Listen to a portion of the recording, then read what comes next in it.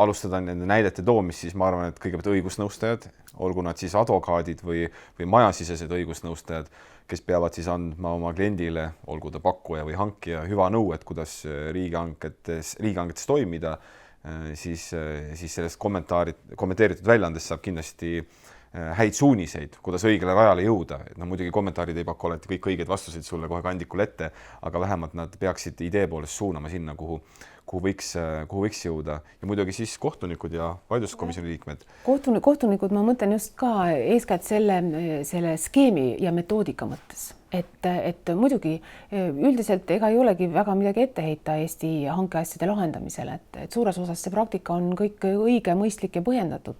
Aga ma mõtlen, et võib-olla teeb ka kohtuniku elu lihtsamaks just selle meetodi mõttes, et millal on vajalik kindlasti vaadata Euroopa Liidu õiguse poole, millal kindlasti on vaja sisse tuua Euroopa Kohtu praktikat ja millal mitte.